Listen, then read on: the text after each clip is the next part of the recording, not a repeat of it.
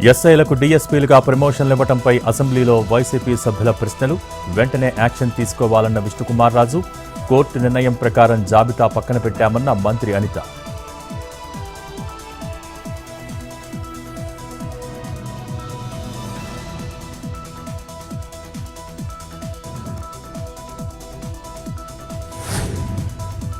విశాఖలో సినీ పరిశ్రమపై మండలిలో వైసీపీ సభ్యుల ప్రశ్నలు. ఇప్పటికిప్పుడు తీసుకొచ్చే ప్రతిపాదన లేదన్న మంత్రి దుర్గేష్. సినీ నిర్మాతలు ప్రముఖులతో మాట్లాడి ప్రణాళికలు రూపొందిస్తామని వెల్లడి. ప్రస్తుతం మౌలిక సదుపాయాలు కల్పిస్తున్నామన్న మినిస్టర్.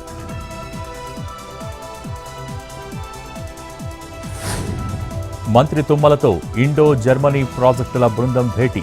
వ్యవసాయ రంగంలో సాంకేతికతపై వివరణాత్మక చర్చ.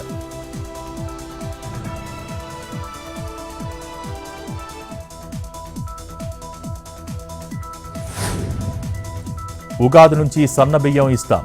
గతంలో రాష్ట్రంలో ఎలాంటి అభివృద్ధి లేదన్న పొంగులేటి. అప్పులు ఉన్నా హామీలు అమలు చేస్తామని వెల్లడి.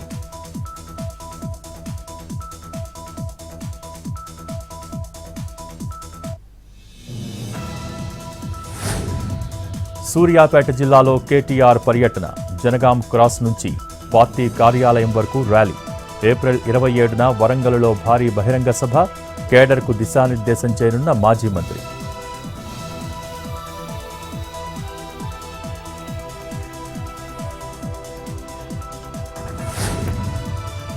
కర్నూలు జిల్లా ఆదోనిలో వర్గ విభేదాలు. జగనన్న న్యాయం చెప్పన్నా అంటూ చైర్మన్ శాంత దీక్ష.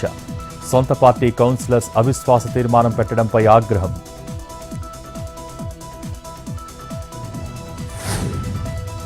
కోనసీమ జిల్లా అంతర్వేదిలో ఉద్రిక్తత. సిఆర్జెడ్ పరిధిలోని ఆక్వా చెరువులను తొలగించేందుకు వచ్చిన అధికారులు అడ్డుకుంటున్న రైతులు.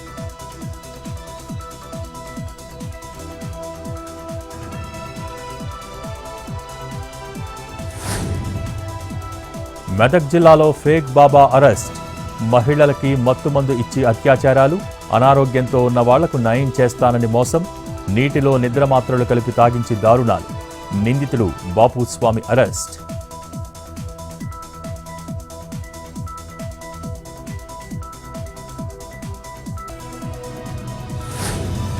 నేటి నుంచి విశాఖలో ఐపీఎల్ టికెట్లు జారీ. ఆన్లైన్లో బుక్ చేసుకున్న వాళ్లకు physical tickets. Indira Priyadarshini ACA stadium వద్ద జారీ. ఆఫ్లైన్లో అమ్మకాలపై ఇప్పటివరకు ప్రకటన చేయని ఏసీఏ.